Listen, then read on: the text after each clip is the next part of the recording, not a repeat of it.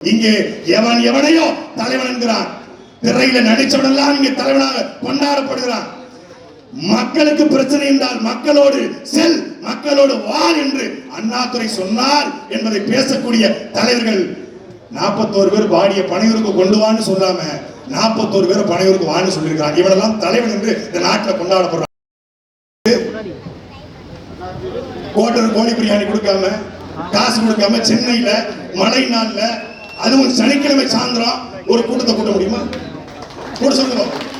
உங்க சாப்ஷன்ஸ் model shaving stroke, உங்க சின்னவர் சின்ன சமைந்தார், இளைய சமைந்தார், உங்க புரட்சி புயல் மக்களை போடுறாங்க பாருங்க, என்னெல்லாம போடுறாங்க.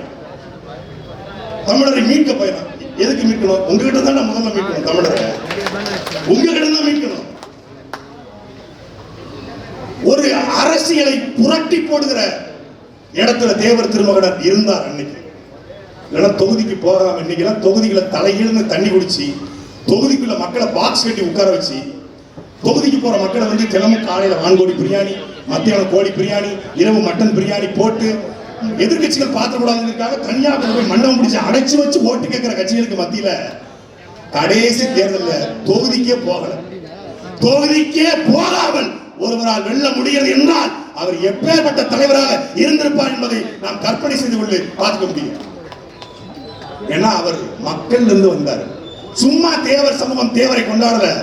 அவர் அந்த சமூகத்தில் பிறந்த ஒரு இயேசு பிரான், அந்த சமூகத்தில் பிறந்த ஒரு நபிகள் நாயகம், அந்த சமூகத்தில் பிறந்த ஒரு கிருஷ்ண பரமாத்மா என்பதால் அரிதனும் அரிதாக, சேத்தில் முளைத்த செந்தாமரை போல ஒரு அரிதனும் அரிதாக 1000 ஆண்டுகளுக்கு ஒருத்தர் பிறப்பான்னு சொல்றாங்க. அப்படி ஒருத்தர் பிறந்தார். அதனால் இறந்து 52 ஆண்டுகள் ஆகியும், ஏன் எங்க அண்ணன் ராஜேந்திரன் சொன்ன மாதிரி இன்னும் 5000 ஆண்டுகள் ஆனாலும் தமிழ் சமூகம் தேவர் திருமகனாரை கொண்டாடும். அப்படிப்பட்ட வேலையை பார்த்திருக்காரு. எல்லாரும் கைரேகை வைக்கணும், கைரேகை வைக்கலாம் உயிர் போயிடும், கைரேகை வைக்கலாம் வீட்டுக்கு விட மாட்டான், கைரேகை வைக்கலாம் கைது பண்ணிடுவான்னு சொல்லும் போது, கைரேகை சட்டை கொண்டு வரும்போது, நீ கைரேகை வைப்பதற்கு பதிலாக கட்டை விரலை கட்டி வீசு என்று பேசிய ஒரு பெருமகன்.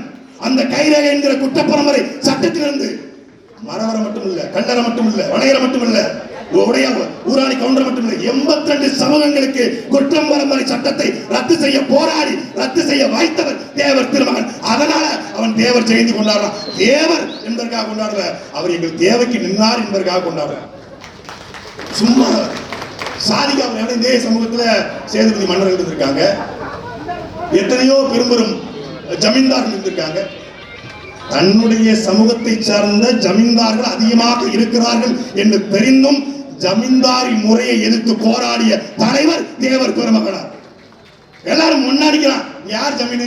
மறவர் ஜமீனு, நாயக்கர் ஜமீனு, பறையர் ஜமீனு, சாத்தாங்களும் பறையர் ஜமீனு, அப்புறம் நாயுடு ஜமீனு, கவுண்டர் ஜமீனு, படையாட்சி ஜமீனு. பெரும்பான்மை சமூகம், ஆதிக்க சமூகம், இடைநிலை சமூகம் என்று அழைக்கப்படுகிற சமூகம். அந்த சமூகத்தை எதிர்த்து தான் 72 பாளையம், மரவர் பாளையம், 72 ஜமீன்தாரையும் எதிர்த்து உழைக்கிற கூலி தொழிலாளருக்காக. அங்க ஜமீன்தாருக்கு யார் வேலை பார்ப்பாங்க? யார் வேலை பார்ப்பா? தேவேந்திரரு, பறையரு, வண்ணாரு, நாவிதரு, இவங்க தான் வேலை பார்ப்பாங்க. அவங்களுக்காக நின்றவர் தான் தேவர் திருமகனார். அதனால தான் இன்னைக்கும் பசுமுன்னில் தேவர் குருபூஜை வருகிற பொழுது தேவேந்திர வீட்டினுடைய முதல் பானை வைத்த பிறகுதான் அந்த பொங்கல் துவங்குகிறது. அது ஒரு ஒற்றுமை. சும்மா இவன் பேசுவான், அவரால் கலவரம் வந்துச்சு. தம்பி மதிவாணன் அழகா சொன்னாங்க, அண்ணன் கரியால பாண்டி அழகா சொன்னாங்க.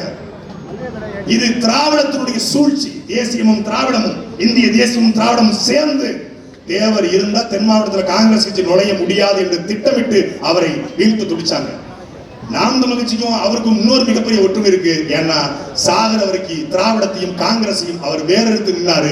எங்களுடைய கோட்பாடும் காங்கிரஸையும் திராவிடத்தையும் வேறெடுத்து நிற்பதுதான். அதுக்குதான் நாம் மகிழ்ச்சி துவங்கப்பட்டுச்சு.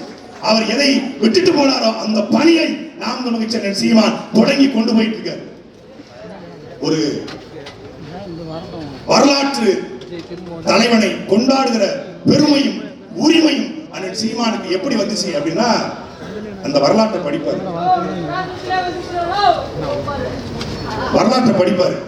பேருந்துல போயிட்டு இருக்கும்போது, பேருந்துல இந்த வாகனத்துல மகிழ்ந்துல போயிட்டு இருக்கும்போது எல்லாரும் வந்து சீமான் வந்து கதை பேசுவாங்க, இல்ல பாட்டு பாடுவாங்க அப்படின்னு நினைப்பாங்க. எனக்கு தெரிஞ்சு இந்த 10 ஆண்டு காலத்துல ஒரு 1000 தடவையாவது நம்ம தாத்தா நம்ம தாத்தா நம்ம தாத்தா நம்ம தாத்தா என்று அவர் சொன்ன கோட்பாடை என்று சொல்லியிருப்பார். மண்டைகளை எதிர்ப்பார். டேய் ஒருத்தன் ஒரு 100 வருஷத்துக்கு முன்னாடிடா இந்த புறாக்கள் போல மனிதர்கள் கூடு கட்டி வாழ்வாங்கன்னு சொல்லிட்டு போயிருக்கானடா. எப்படா அப்படின்பாரு. தண்ணீரை போல பாலை விற்பாங்கன்னு ஒருத்தர் சொல்லியிருக்கானடா. இந்த மாதிரி விளைநிலங்கள் எல்லாம் பட்டா நிலங்களாக மாறி வீடு மனைகளாக மாறும்னு சொல்லியிருக்காரடா.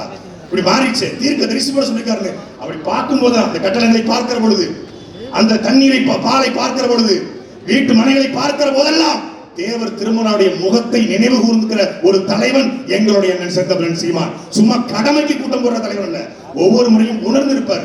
எனக்கு தெரிஞ்ச ஒரு வாரமா சரியா பேசல. ஏன்னா ஒரு வாரம் உட்கார்ந்து இந்த கூட்டத்துக்காக எனக்கு தெரிஞ்சு மூக்கையா தேவர் கூட்டத்துக்கு பிறகு தாத்தா முத்துராமலிங்க தேவர் கூட்டத்தை அண்ணன் சீமான் அவர்கள் இவ்வளவு தயாரா இருப்பாங்க.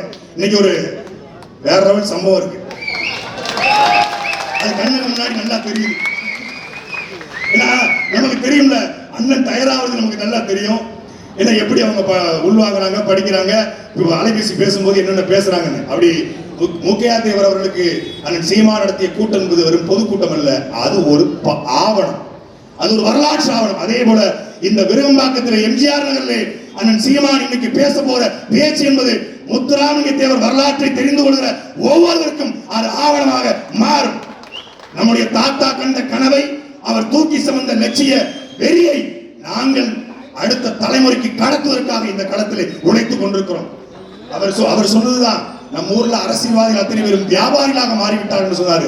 அந்த வியாபார அரசியலை மாற்றி, அந்த சாக்கடை அரசியலை பூக்கடையாக மாற்ற, அந்த கெட்டுப்போன அரசியலை தூய அரசியலாக மாற்றத்தான் அவருடைய வழிவந்த பேரப்பிள்ளைகள் இந்த களத்திலே உழைத்துக் கொண்டிருக்கிறோம். இங்கே எவனையோ தலைவன் என்கிறான், திரையில நடிச்சவனெல்லாம் இங்கே தலைவனாக கொண்டாடப்படுகிறான்.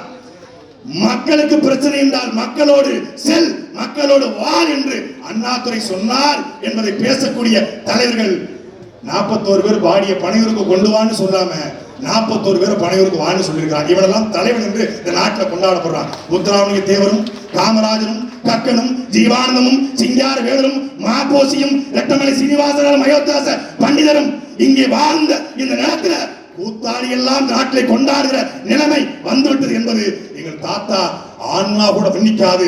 அவர் வழிவந்த பிள்ளைகள் அவர் கண்ட கனவை நிறைவாக்க இந்த மண்ணின் விடுதலைக்காக தமிழ் தேசியத்தையும் இந்த மண்ணினுடைய வீரத்தையும் தூக்கி பிடிக்கிற நாம் தமிழர் கட்சிக்கு இந்த தேர்தலில் நீங்கள் வாக்களிக்க வேண்டும். விவசாயி சின்னம் என்பது வெறும் சின்னம் அல்ல. நாட்டில் மருத்துவம் தோற்கலாம், பொறியாளர் தோற்கலாம், என் விஞ்ஞானி கூட தோற்கலாம், சோறு போடுகிற விவசாயி தோற்கக்கூடாது. அந்த விவசாயி சின்னத்திலே மீண்டும் இதே களத்தில் விருகம்பாக்கத்தில் தேர்தல் களத்தில் சந்திப்போம். நன்றி, வணக்கம். நாம் தமிழர். தேசிய தலைவர் தேவர் பெருமகனார் புகழ் போற்றுக.